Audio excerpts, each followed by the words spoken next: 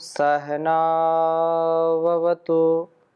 सहनौ भुनक्तु सह वीर्यं करवावहै तेजस्विनावधीतमस्तु मा विद्विषावहै। ओम शांति शांति शांति। वेदो अखिलो धर्म मूलम। वेद सब सत्य विद्याओं का पुस्तक है। वेद का पढ़ना पढ़ाना, सुनना सुनाना तथा आचरण में लाना हम सब आर्यों का, श्रेष्ठ जनों का परम कर्तव्य है। हम इस पवित्र विचारधारा से, पवित्र संकल्प के साथ जब इस संसार में अपने कर्तव्यों का निर्वहन करते हैं तो हमारा सुंदर जीवन, सफल जीवन सबके लिए अनुकूल हो जाता है। जो प्रतिकूल वातावरण होता है वह भी अनुकूल हो जाता है।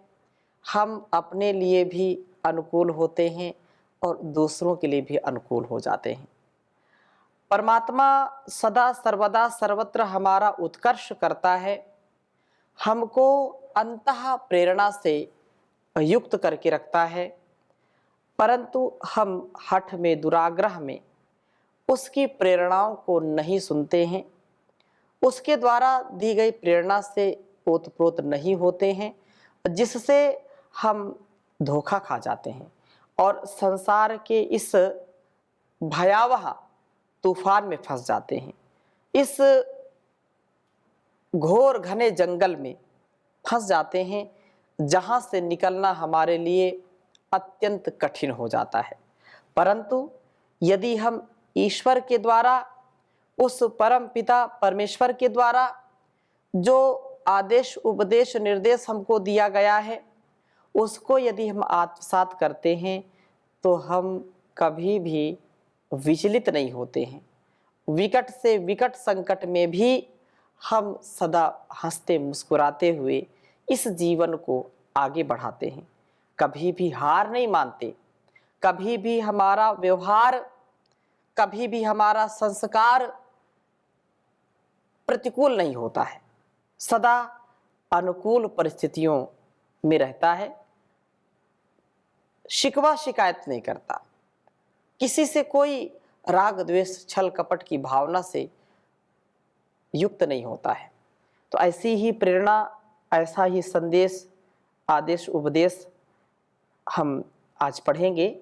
ऋग्वेद के तृतीय मंडल के तृतीय सूक्त के दूसरे मंत्र का स्वाध्याय आज हम करेंगे।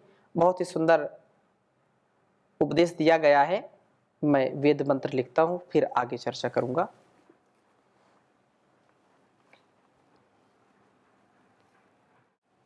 ओम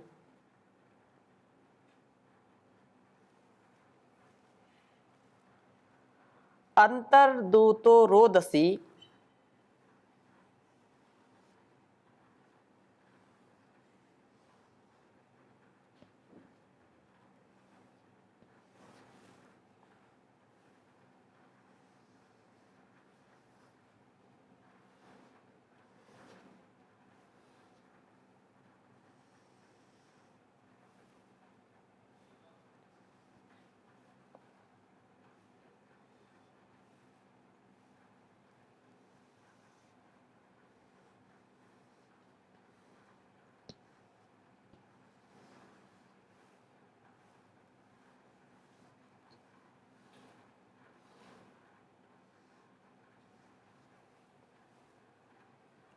दस्मा ईयते होता।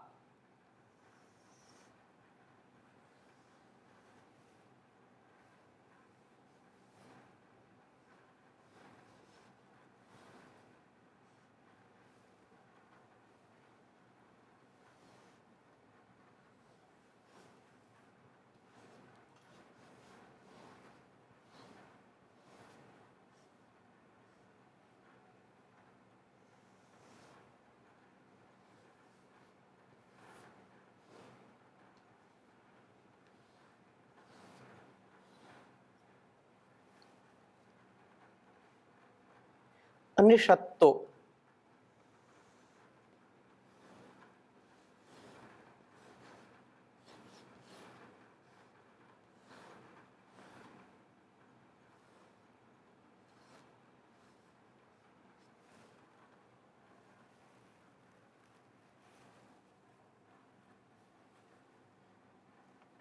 मनुषः पुरोहितः।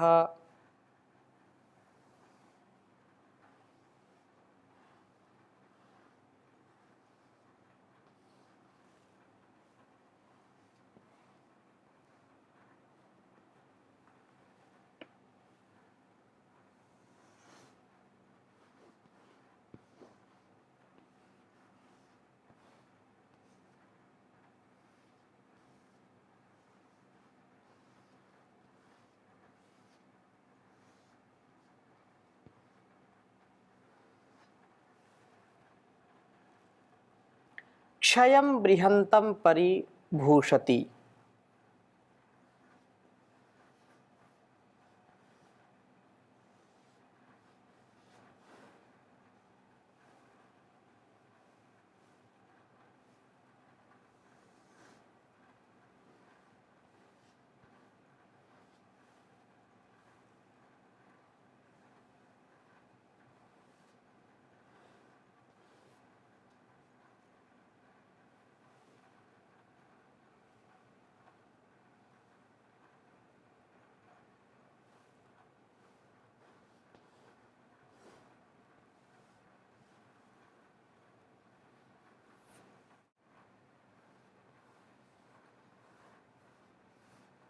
परिभूषति।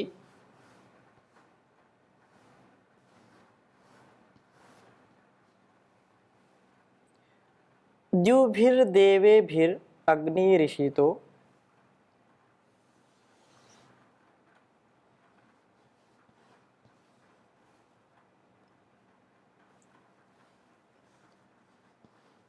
द्युभिर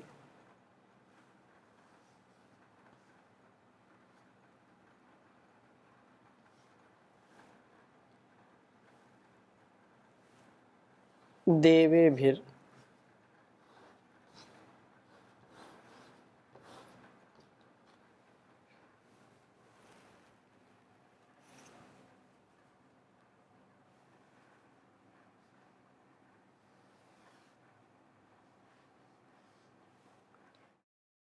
देवेभिरग्निरिषितो।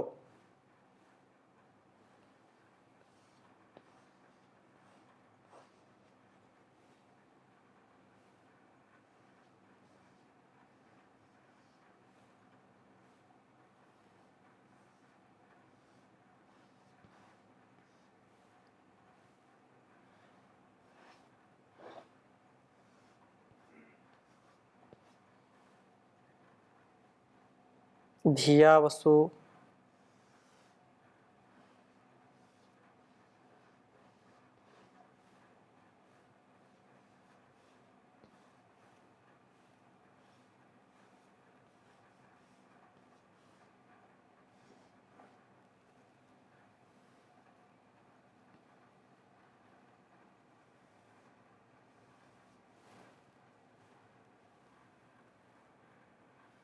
ऋग्वेद के तीसरे मंडल के तीसरे सूक्त का दूसरा मंत्र है यह। ओम अंतर्दूतो रोदसी दश्म ईयते होता निषत्तो मनुषा पुरोहितः क्षयं बृहन्तं परिभूषति द्युभिर्देवेभिरग्निरिषतो धिया वसुः। ओम अंतर्दूतो रोदसी दस्म ईयते होता निषत्तो मनुषः पुरोहितः क्षयं बृहन्तं परिभूषति द्युभिर्देवेभिरग्निरिषितो धिया वसुः। वेद मंत्र अत्यंत ही महनीय है और प्रभु की जो प्रेरणा है, जो सबका प्रेरक परमपिता परमेश्वर है, उसके विषय में कहा है कि दर्शनीय दूत है वह, प्रभु दूत है, उसका संदेश विशाल हृदय में ही सुन पड़ता है। उसका जो संदेश, आदेश, निर्देश, उपदेश है, शुद्ध अंतःकरण वाले व्यक्ति को प्राप्त होता है। इसलिए कहा कि दूतः, ज्ञान का संदेश देने वाला, जिसको किसी से राग नहीं, किसी से द्वेष नहीं, जो अपने कर्तव्य को सदा शुचिता से, पवित्रता से, तेजस्विता से करता है, उसका कर्तव्य ही उसके लिए सर्वोपरि है। ऐसा जो दूत का कर्तव्य होता है, जो स्वयं अभय रहता है, दूसरों को भी अभय प्रदान करने का प्रयास करता है, बिना किसी आकर्षण के, बिना किसी हेतु के, अहेतु की कृपा करता है। दसमः सब दुखों का उपक्षय करने वाला, दर्शनीय प्रभु रोदसी अंतः, द्युलोक और पृथ्वी लोक के अंदर ईयते गति वाला होता है। द्युलोक पृथ्वी लोक के अंदर गति का तात्पर्य यह है कि हमारे इस पूरे शरीर का यह पिंड है और यह ब्रह्मांड, तो पिंड में भी और ब्रह्मांड में भी उसी का ही शासन अनुशासन चलता है, वो कभी इससे विपरीत नहीं होता है। हमको भी अनुशासित करता है और संसार को भी अनुशासित करता है। इस शरीर में जो हमारा ऊपरी भाग है, हमारा मस्तक है, वह द्युलोक और नीचे का, गर्दन से नीचे का यह पृथ्वी लोक, ऐसा समझ लेना चाहिए। तो इसमें जो प्रेरणा है, हृदय से लेकर के मन मस्तिष्क तक जो कुछ भी हम करते हैं, विचार करते हैं, हमारा जो स्वभाव होता है, जो व्यवहार होता है, उस स्वभाव में, उस व्यवहार में उसी का ही अनुशासन शासन होता है, परंतु हठ दुराग्रह में हम उसको भूल जाते हैं। तो वो गति देता है, तदे जति तन्नय जति तद दूरे तदवंति के तदंतरस्य सर्वस्य तदु सर्वस्यास्य बाह्यतः, वह गति करता है, गति नहीं भी करता है, वह निकट भी है, दूर भी है, इस संसार के अंदर भी है, बाहर भी, हमारे पिंड में भी है, बाहर भी है। वह गति सबको देने वाला है, स्वयं कभी गति करता नहीं है, क्योंकि गति यदि करता तो फिर सर्वत्र सर्वव्यापक होने में अनेक अड़चने हैं। हम यह समझें कि वह परम पिता परमेश्वर कण कण में विद्यमान है और हर क्षण हर पल सबके पास रहता है, स्वयं उसको गति करने की कोई आवश्यकता नहीं है। परंतु गति काव्यमयी भाषा है, तो गति ऐसी भी करता है कि मन से भी गति उसकी तेज है। अनेज देकम मनसो जवियो नैना देवाप्नुवन पूर्वमर्षत् तद्धावतो नान्यते तिष्ठत् तस्मिन्नपो मातरिश्वा दधाति। उस परम पिता परमेश्वर की जो कृपा है, उससे हम ऐसा विश्वास के साथ जीवन जिए कि वो हमको हर पल संभालने वाला है, हमको हर पल गति देने वाला है, हमारी प्रगति कराने वाला है, दुर्गति से बचाने वाला है, हर क्षण विकास की ओर ले जाने वाला है, विनाश से बचाने वाला है, सारे कष्ट नष्ट करने वाला है वही परमपिता परमेश्वर। तो सबके दुखों का नाश करता है, वह सबके लिए बहुत ही महनीय है वह। और कहा यते गति वाला होता हुआ वह प्रभु संपूर्ण अवकाश को प्राप्त किए हुए है। होता वे सब हव्य पदार्थों को देने वाले हैं, निशत्तः सबके हृदयों में आसीन हैं। तेरे पूजन को भगवान बना मन मंदिर आलीशान, बना मन मंदिर आलीशान, बना मन मंदिर आलीशान। तेरे पूजन को भगवान बना मन मंदिर आलीशान। इस देहालय शिवालय में उस परमात्मा का हृदय स्थान है और वह इस हृदय में रहने वाला है।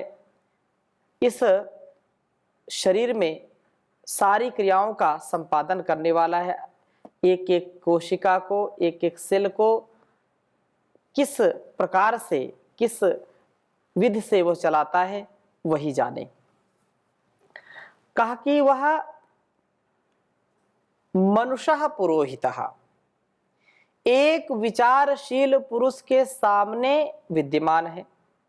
वह सर्वत्र प्रभु को देखता है, प्रभु को देखता हुआ प्रभु से ही प्रेरणा प्राप्त करता है। वे प्रभु बृहंतम क्षयम, महान हृदय रूपी गृह को द्युभि ज्ञान ज्योतियों से परिभूषति अलंकृत करते हैं।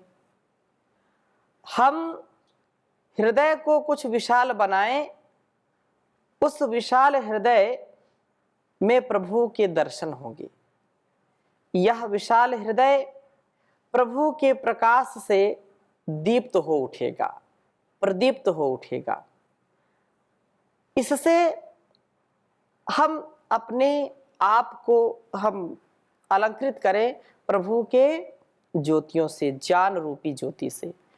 जितना ज्ञान हमारे अंदर परिपक्व होगा उतना उतना हमारा जीवन उन्नत बनता चला जाता है। और यदि हम ध्यान नहीं देंगे, ज्ञान पूर्वक कर्म नहीं करेंगे, तो फिर बहुत ही अनर्थ हो जाता है, हमारा जीवन व्यर्थ हो जाता है। हम अपने जीवन और इस जगत की दिव्यता भव्यता के लिए सदा सर्वदा उन्नत जीवन जीने वाले बने। इसी से हमारा कल्याण है, इसी में इस जगत का भी कल्याण है। विशाल हृदय से हम उस प्रभु को स्वीकार करें, संकीर्ण हृदय से नहीं, स्वार्थ से नहीं, तुच्छता से नहीं, भव्यता से, दिव्यता से, विशालता से। उसी के शक्ति को, उसी के ही भाव को हम अपने जीवन में उतारें, इसको अलंकृत करें, सुसज्जित करें, सजाएं। यह विशाल हृदय प्रभु के प्रकाश से दीप्त हो उठेगा। देवे भी, देववृत्ति के पुरुषों से अग्नि, वह अग्रणी प्रभो, वह अग्रणी प्रभो ईशितः अपने अंदर प्रेरित किए जाते हैं। ये व्यक्ति अपने हृदयों में प्रभु प्रेरणा को सुन पाते हैं।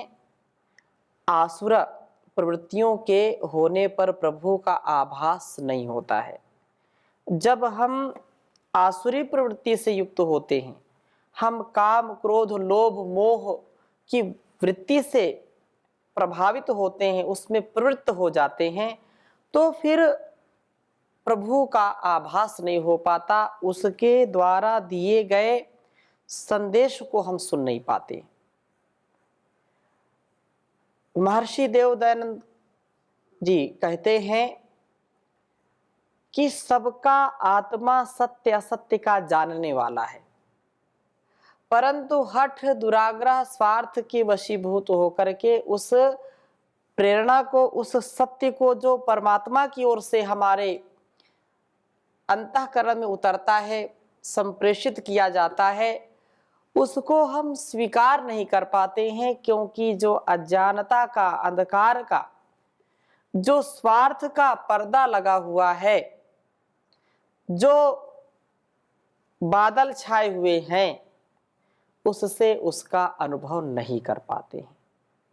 उसकी प्रेरणाएं तो चलती रहती हैं। जब भी हमारे अस्तित्व में भय, शोक, लज्जा, शंका आने लगी, आत्मा में यह स्वभावतः ये विचार आने लगे, तो उन कार्यों को कभी नहीं करना चाहिए, क्योंकि वे निसंदेह हमको जीवन और इस जगत के लिए कल्याणकारी नहीं होंगे। जो अनुशासन है, जो संयम है, जो मर्यादा है, उसका अतिक्रमण जब जब हम करते हैं तब तब हमारे मन में यह चार चीजें अवश्य ही उत्पन्न होती हैं। इसलिए इनसे बचें, आत्म अनुकूल आचरण करें और उस परमात्मा की जो भी प्रेरणाएं उतरती हैं हमारे हृदय में, उन प्रेरणाओं का, उन संवेदनाओं का, उन उपदेशों का कभी भी हम अनादर न करें, उन शुभ भावनाओं का कभी अनादर न करें, उनका आदर करें और एक बार भी अशुभ का, अज्ञान का आदर न करें, इनका कभी भी विश्वास न करें, तो आप देखेंगे कि कितना सुंदर जीवन बन जाता है। धिया वसुहु, वे प्रभु प्रज्ञापूर्वक कर्मों द्वारा सब वस्तुओं को प्राप्त कराने वाले हैं। वस्तुतः प्रभु प्रेरणा को सुनने वाले व्यक्ति सदा ज्ञानपूर्वक कर्मों में प्रवृत्त होते हैं और ये कर्म उनको सब वस्तुओं अर्थात निवास के लिए आवश्यक पदार्थों को प्राप्त कराने वाले होते हैं। कहने का आशय यह है, इस वेद मंत्र का जो भाव है कि हम उस प्रभु को सबसे बड़ा दूत समझें और वह दूत है, उनका संदेश विशाल हृदय में ही सुनाई पड़ता है। जहां पर संकीर्णता नहीं है, जहां पर द्वेष, छल, कपट, काम, क्रोध, मत्सर, लोभ, मोह नहीं है, ऐसी भावना जहां पर दिव्यता है, जहां पर विशालता है,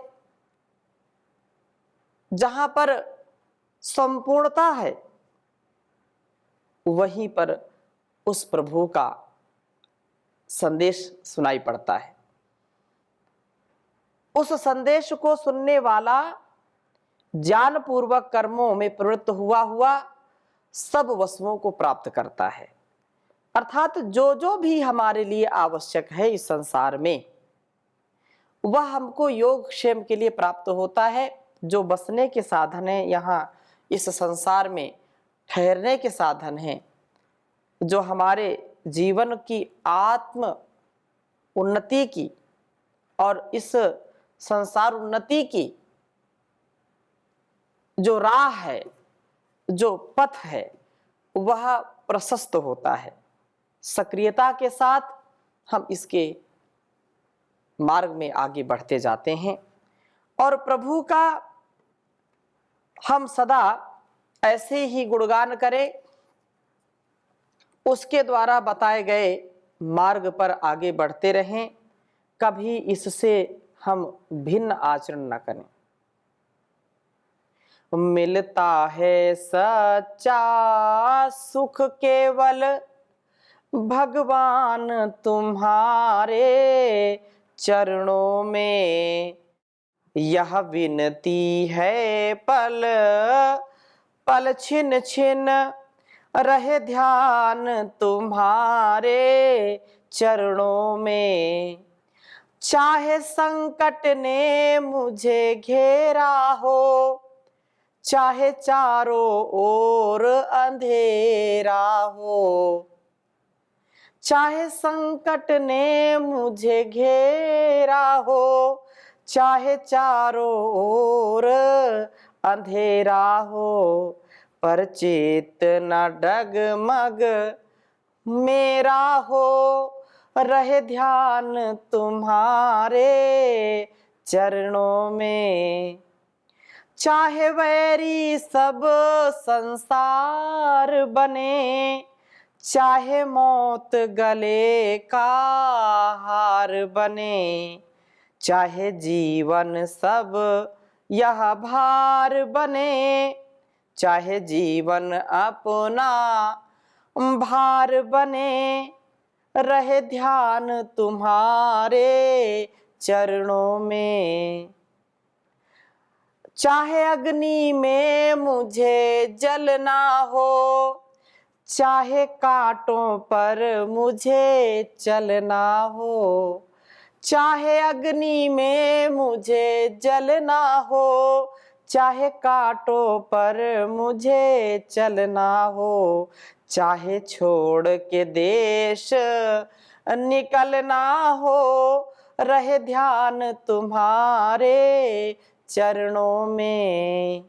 जिह्वा पर तेरा नाम रहे, तेरी याद सुबह और शाम रहे, यह काम बस आठो याम रहे, रहे ध्यान तुम्हारे चरणों में। मिलता है सच्चा सुख केवल भगवान तुम्हारे चरणों में।